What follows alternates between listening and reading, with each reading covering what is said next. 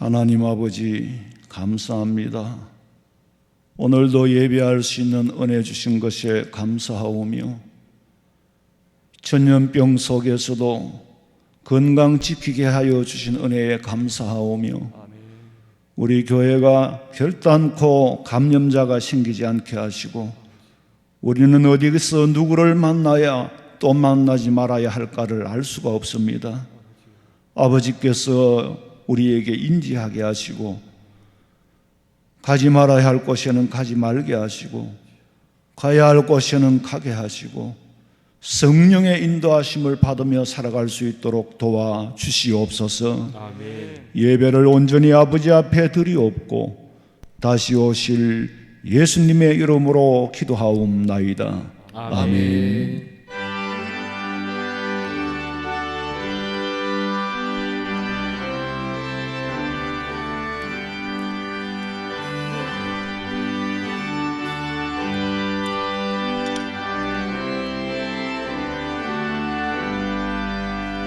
주 없이 살 수 없네 죄인의 구주여 그 귀한 법의 피로 날 구속하소서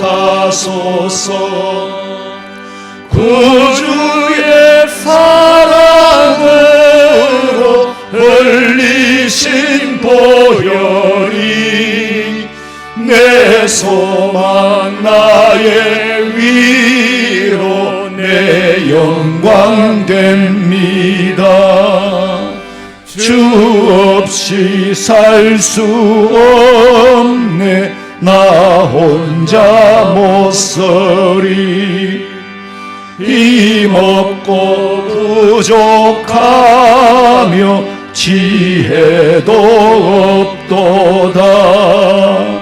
내 주는 나의 생명 또 나의 힘이라 주님을 의지하여 지혜를 얻으래 주 없이 살 수 없네 내 주는 아신다.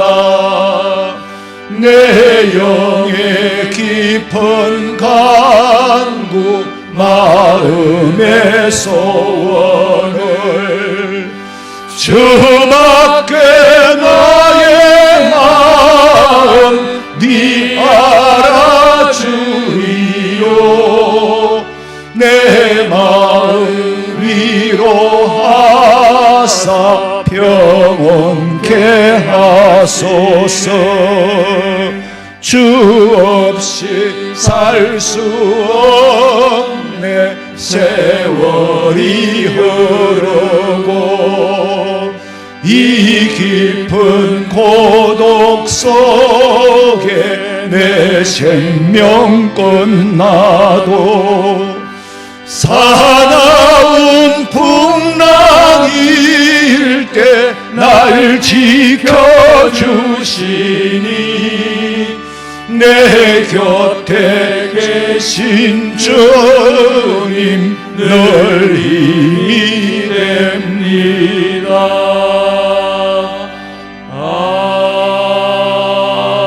아멘.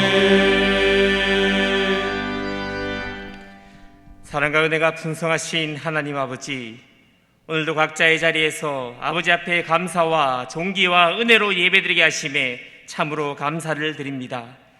계속되는 전염병의 위협 속에서도 우리를 지켜주셔서 이 시간 영상으로 예배하지만 예배 자리를 구별하여 영과 진리로 예배하며 믿음으로 승리하는 우리 교회, 우리 성도들이 되게 하여 주옵소서. 지금까지 우리를 인도하신 에베네셀의 하나님, 우리에게 믿음의 담력을 얻어 든든히 세워져가는 바른 교회를 허락하여 주시고 지금까지 인도하신 하나님의 은혜에 감사를 드립니다. 교회가 그리스도의 거룩한 몸이며 온 만물을 충만케 하시는 충만함이라고 말씀하셨으니 우리가 더욱 교회를 소중히 여기며 그리스도의 몸을 온전히 세울 수 있는 은혜를 주시고 각자의 자리에서 예배드리며 그것으로 만족하는 것이 아니라 온 성도가 같은 사랑과 같은 마음으로 함께 드리는 예배를 날마다 더 사모하게 하여 주옵소서. 거룩하신 하나님 아버지, 우리 교회와 성도들을 어려운 가운데 지켜 주옵소서. 세상의 핍박과 모함과 전염병으로 인하여 교회가 예배가 어려움 당하지 않도록 도와주옵소서. 특별히 우리의 부족한 말과 행실을 통하여 교회가 분열되거나 하나님의 영광을 가리지 않도록 우리 마음을 성령으로 굳게 붙잡아 주시고 성령이 하나 되게 하신 것을 힘써 지켜나가며 잘 훈련된 그리스도의 제자로 하나님의 나라의 권세를 나타내는 교회가 되게 하여 주옵소서. 하나님 아버지, 나라와 민족의 어렵고 어두운 현실을 바라봅니다. 나라의 아픔을 보며 울며 부르짖어 기도하는 한 사람을 찾으시는 주님, 우리의 기도를 들으시고 우리나라를 긍휼히 여겨 주옵소서. 나라 가운데 영적인 어둠이 물러나게 하시고 오직 하나님의 통치만 임하기를 소망합니다. 하나님의 가치관 위에 모든 정책들이 바로 세워지게 하시고 위정자들이 하나님을 두려워하여 올바른 분별과 지혜로 나라를 국민을 생각하는 정치를 할 수 있도록 은혜 내려 주옵소서. 오늘도 변함없는 사랑과 자비로 상처 입은 영혼들을 보살펴 주시고 회복케 하시는 하나님 아버지, 우리의 마음이 하나님의 은총 가운데 든든하게 세워지며 아무것도 우리를 위협하거나 흔들지 못하게 지켜보아여 주옵소서.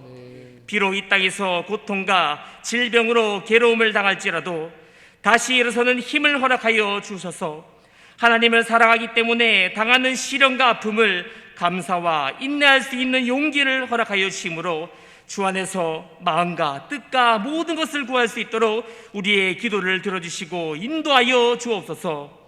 주님이 세워주신 사랑하는 목사님을 영육간의 강건함으로 지켜주시고 그리스도의 온전한 사랑과 영력을 더하여 주셔서 하나님의 말씀이 선포되어질 때 말씀을 듣는 우리의 귀가 열리게 하시고 생명의 말씀을 듣고 깨달아 하나님을 더욱 알고 사랑하는 복된 시간이 되게 하여 주옵소서.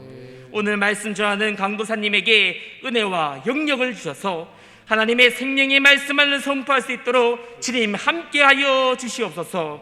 어느 곳 어느 장소에 있든지 오늘 말씀 듣는 모든 성도들이 거룩한 예배자임을 기억하며 믿음으로 승리하는 은혜를 더하여 주실 것을 믿사오며 반드시 다시 오실 우리 구주 예수 그리스도의 이름으로 기도하옵나이다. 아멘.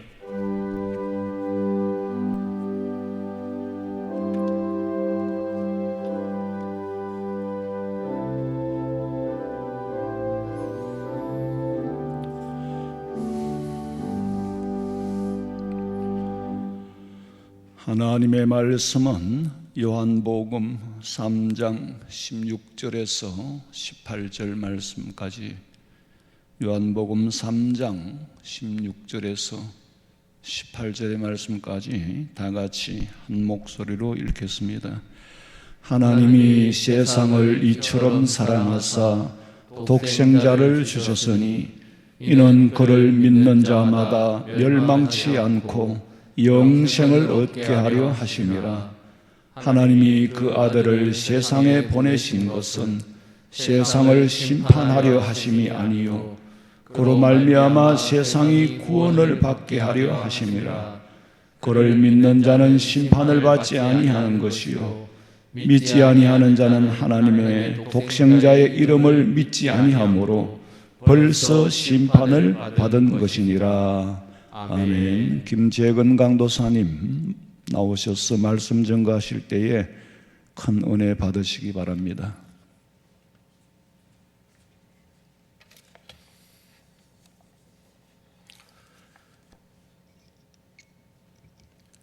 할렐루야. 아멘. 할렐루야. 아멘. 모든 것이 하나님의 은혜란 제목으로 함께 본문 말씀을 나누고자 합니다. 2019년 12월 중국의 후베이성 우한을 시작으로 코로나가 2021년 현재까지도 많은 사람들에게 영향을 주고 있습니다. 당장 우리 교회만 보더라도 영상으로 지금 예배를 드리고 있지 않습니까? 코로나로 인해 요즘 살기가 참 팍팍해진 것 같다라는 느낌을 많이 받습니다. 백신 접종이 시작되었지만 여전히 코로나가 기승을 부리고 있고 우리 사회의 많은 사람들이 아직도 여전히 코로나로 인해 걱정과 불안과 불신 속에서 하루를 살아갑니다. 우리가 언제 이렇게 전 세계적인 질병으로 인해서 걱정을 해봤던 적이 있었던가요? 제 기억으로는 없습니다. 그래서 이 코로나 팬데믹은 우리가 살아왔던 모든 시대와 다음 시대를 구분하는 변곡점이 될 것입니다. 코로나가 발생한 이후의 사회를 살아가고 있는 우리는 지난 날을 돌아볼 때에 참 당연하게 여겨졌던 것들이 사실은 당연한 것이 아닌 감사한 것이었다는 것을 깨닫게 됩니다. 예전에 마스크를 쓰고 다니는 것은 어딘가 아픈 사람이거나 아니면 자신의 신분을 숨기는 등 이상하게 여겨질 만한 것이었습니다. 그러나 이제는 매일의 일상에서 마스크를 쓰지 않는 것이 이상해졌지요. 코로나뿐만이 아닙니다. 주변의 모든 환경이 그렇습니다. 공기의 질에 대해서 우리는 그동안 그렇게 신경 쓰지 않았었는데 요즘은 집에서 나올 때에 공기가 미세먼지가 좋음인지 초미세먼지가 나쁨인지 날씨를 살핍니다. 또 물과 같은 경우에도 예전 한 몇 년, 10년, 몇 년 전만 해도 돈을 주고 사 먹는 것은 꿈에도 생각을 할 수가 없었습니다.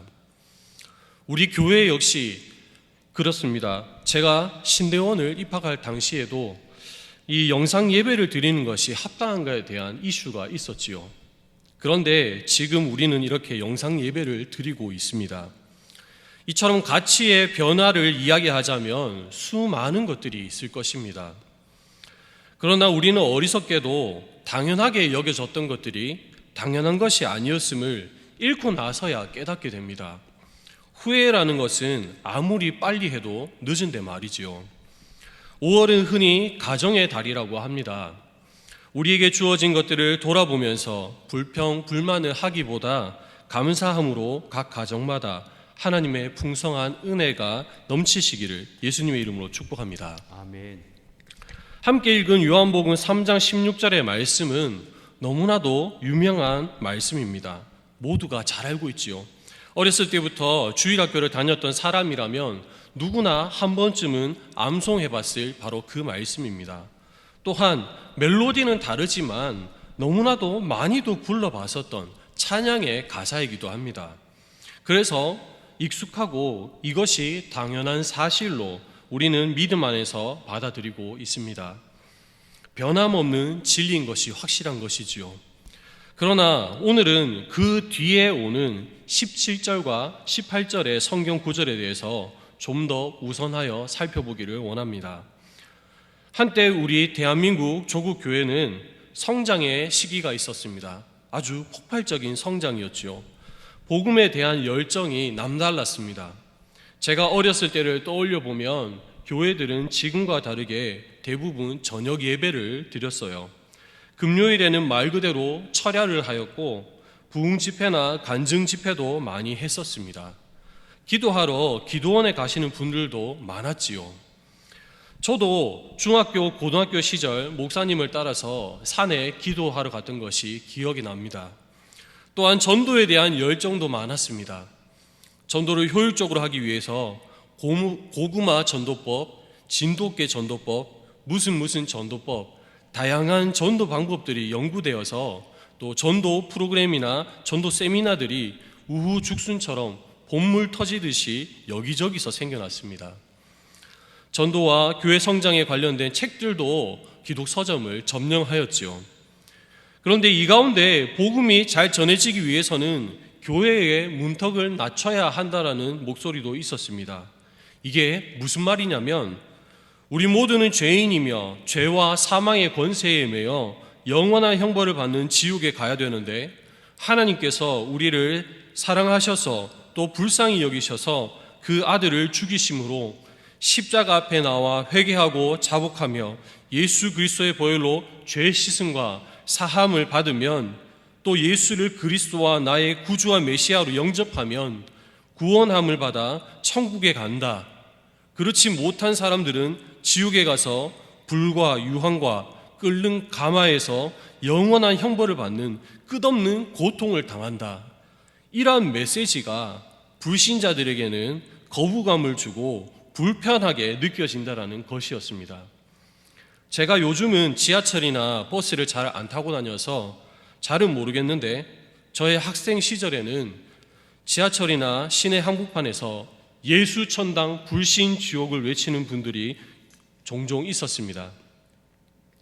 이러한 때에 교회의 문턱을 낮춰야 된다, 눈높이를 불신자에게 맞춰야 한다는 주장이 나온 것이지요. 당시 분위기와 맞물려서 전도잔치만 하면 항상 빠지지 않고 불렀던 찬양이 있습니다. 당신은 사랑받기 위해 태어난 사람, 당신의 삶 속에서 그 사랑받고 있지요. 그렇습니다. 강단에서 선포되는 메시지는 어땠습니까? 하나님은 사랑의 하나님이십니다. 그 하나님이 당신을 사랑하고 계십니다. 예수께서 이 땅에 오신 것은 심판하시기 위함이 아니라 세상을 구원하시기 위해 오셨습니다. 예수 그리스도를 믿으면 성공하고 복받습니다. 예수 믿고 천국 가서 영원한 생명을 얻읍시다. 맞는 말씀입니다. 그런데 방금 드렸던 말씀은 변함없는 진리의 복음임에도 불구하고 완전하지가 않습니다. 문제는 바로 거기까지만인 것입니다. 반쪽짜리 복음이라고 할 수 있지요. 이 세상은 어떻게 생겨났는지, 우리 인류는 어떻게 시작되었는지, 누군가 만들었다면 그 누군가가 누구인지, 우리는 왜 이 땅에 존재하며 우리의 상태는 어떠한지, 우리 인생의 의미와 목적은 무엇인지, 우리의 마지막은 어디로 가며 어떻게 되는지, 내세가 존재하는지, 존재한다면 어떻게 갈 수 있는지, 이 세상의 마지막과 끝은 어떨지 등 많은 것들이 생략되어 있습니다. 반쪽짜리 복음은 심각한 부작용을 일으킵니다. 어떤 부작용이냐면 반쪽짜리 신앙, 반쪽짜리 믿음, 반쪽짜리 성도를 낳는 것이지요. 반쪽짜리 교회가 되는 것입니다. 이 부작용은 우리에게 주어진 구원이 자신의 선택으로 인해 자신이 취득한 것으로 착각하게 만듭니다. 아, 하나님이 나를 사랑한다고? 그래? 그렇구나. 나는 사랑받을 만한 사람이고 사랑받고 있는 존재야. 그 사랑 당연히 받아야지.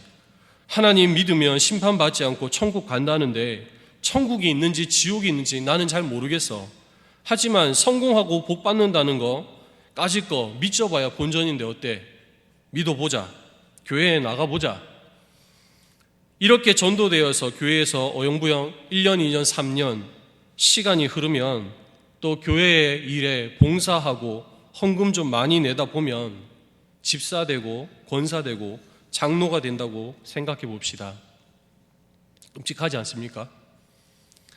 이러한 사람은 그리스도인이 아니라 그냥 종교인이 되는 것입니다. 이러한 사람들에게는 진정한 의미에서 하나님의 은혜 따위는 없습니다. 왜 그렇습니까? 당연한 것이기 때문이지요. 사람들에게 맞춘 인본주의적 복음은 성경이 말씀하고 있는 것과는 너무나도 다름을 알 수가 있습니다. 내가 사랑받을 만한 자이기에 하나님이 나를 사랑했고, 내가 구원받을 만한 자이기에 나를 구원한다고 생각해서 내가 믿어주기만 하면 성공과 복이 따라온다고 했으니까요. 나 자신을 너무 낙관하고 있어서 그저 믿어주는 겁니다. 그래서 어떤 일이 잘 될 때 사실은 자신이 노력하고 자신이 성취한 것이지만 그냥 인사치레로 모든 것이 하나님의 은혜이지요 라고 말하는 겁니다. 그러나 여러분, 우리의 신앙은 18절 하반절 말씀에서 시작해야 하며 16절보다 18절의 말씀으로 우리 자신들을 먼저 봐야 합니다. 성경은 우리의 본질이 하나님의 아들의 이름이 없이는 이미 심판을 받은 자로 우리는 죄와 사망의 낙인이 찍혀서 죽었던 자들이었음을 보여줍니다. 기독교는 자기 부정에서부터 시작합니다. 본문 18절 하반절을 한 번 더 우리 읽어보겠습니다. 하나님의 독생자의 이름을 믿지 아니함으로 벌써 심판을 받은 것이니라. 아멘. 강도사님, 벌써 심판을 받았다니요? 무슨 말입니까?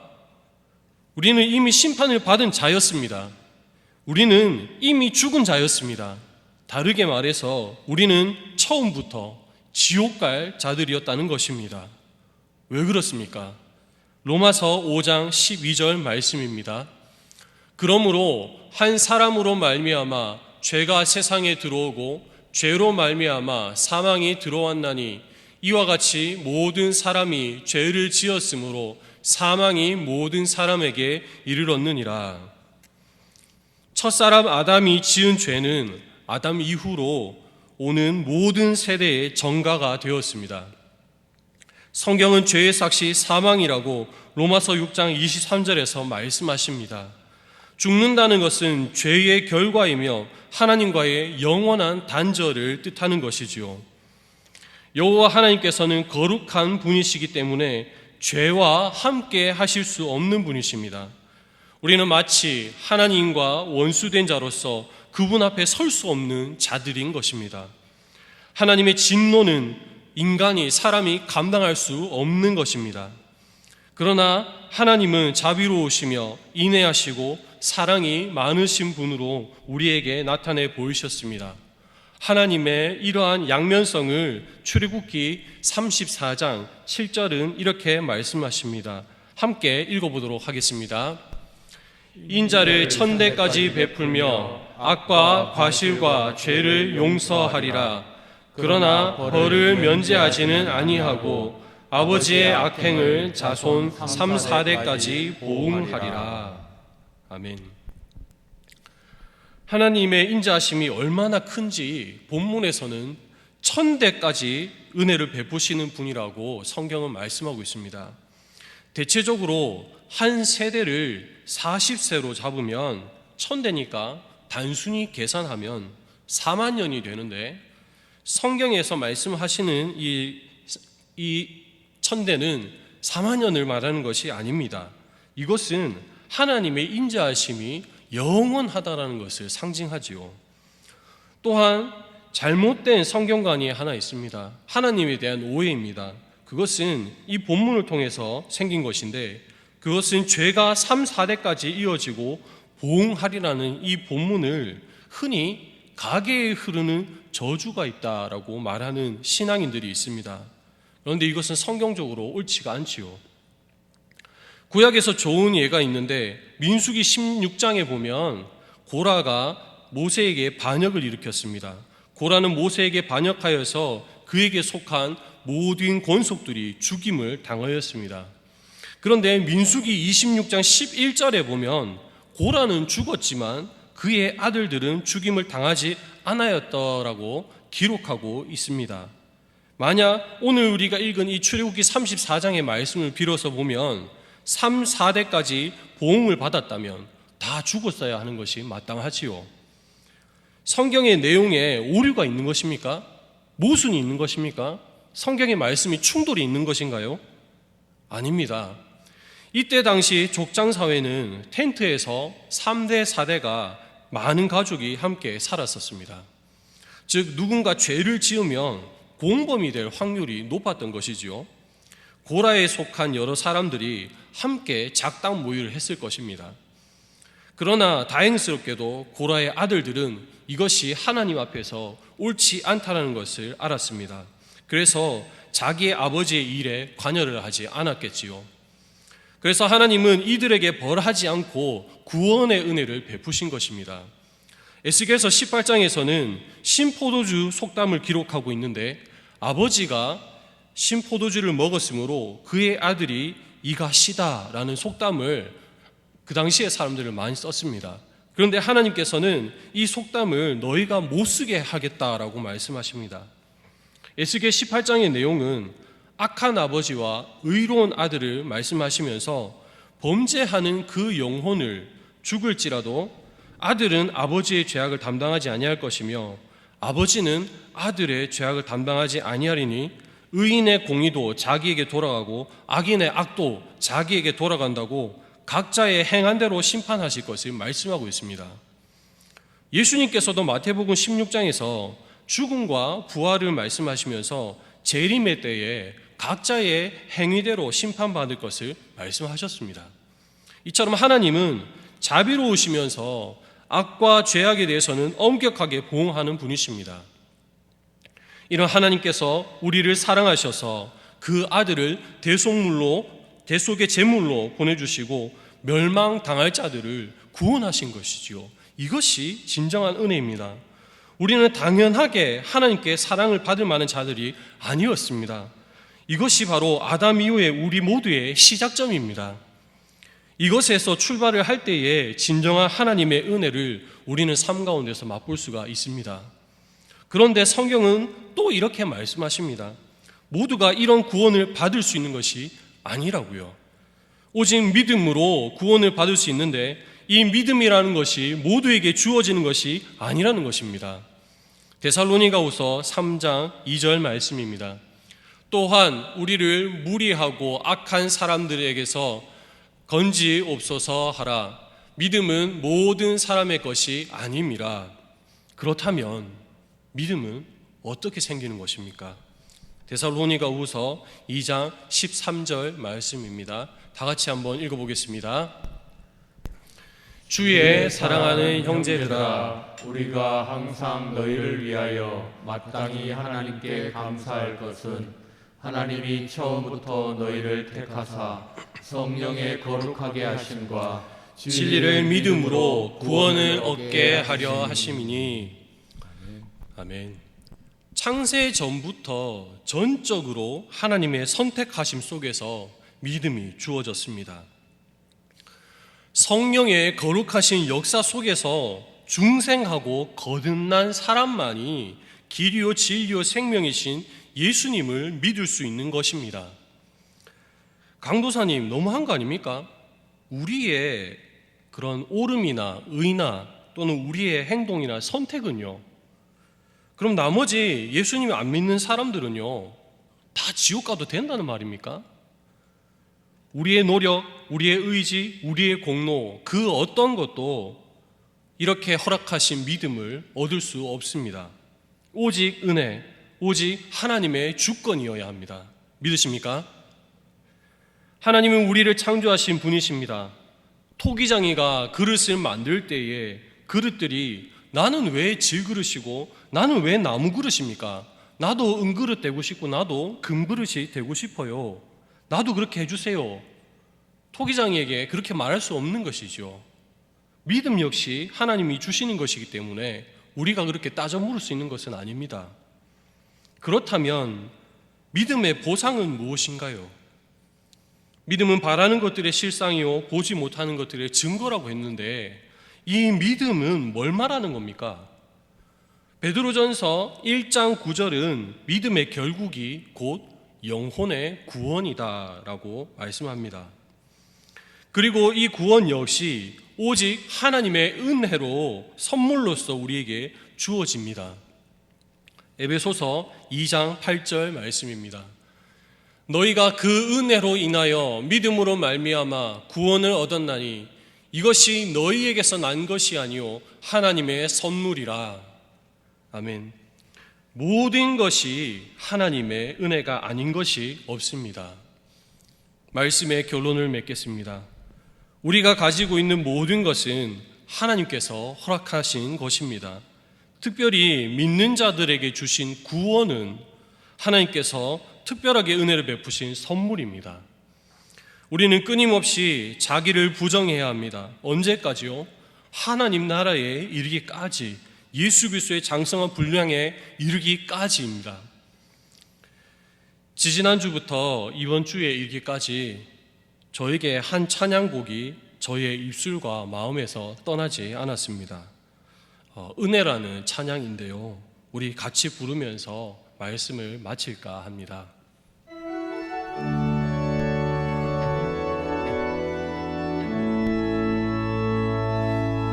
내가 누려왔던 모든 것들이, 내가 지나왔던 모든 시간이, 내가 걸어왔던 모든 순간이 당연한 것 아니라 은혜였소. 아침 해가 뜨고 아침 해가 뜨고 저녁에 노을 봄의 꽃향기와 가을의 열매 변하는 계절의 모든 순간이 당연한 것 아니라 은혜였소. 모든 것이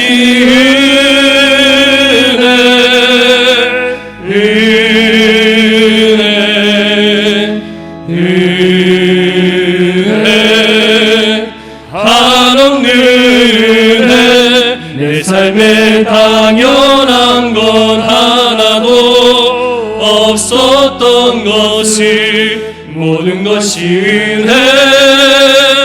은혜였소. 내가 이 땅에 태어나 사는 것 어린아이 시절과 지금까지 숨을 쉬며 살며 꿈을 꾸는 삶 당연한 것 아니라 은혜였소. 내가 하나님의 자녀로 살며 오늘 찬양하고 예배하는 삶 복음을 전할 수 있는 축복이 당연한 것 아니라 은혜였소. 모든 것이 은혜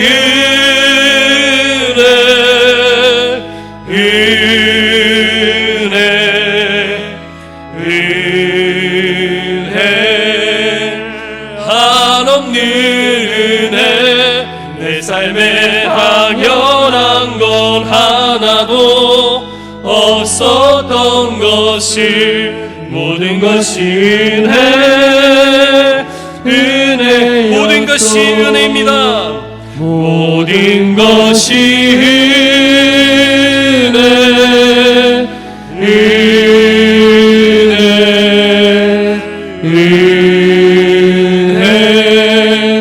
한없는 은혜 내 삶에 당연한 것 하나도 없었던 것이 모든 것이 은혜였소. 하나님 아버지, 우리에게 값없이 베푸르신 한없는 은혜를 날마다 잊지 않게 하시고 구원의 감격과 기쁨을 날마다 누리며 감사하는 마음으로 하루하루 하나님 앞에 살아가는 저희들 되게 도와주시옵소서. 다시 오실 예수 그리스도의 이름으로 기도하옵나이다. 아멘.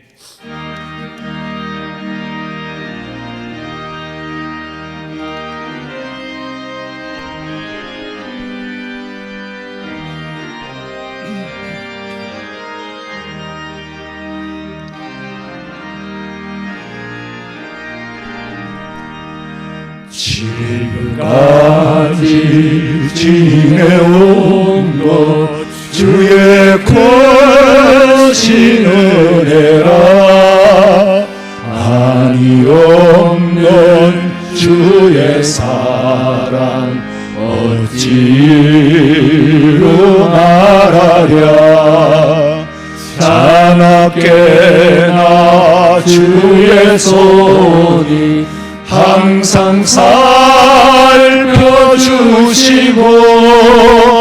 모든 일을 주 안에서 형통하게 하시네.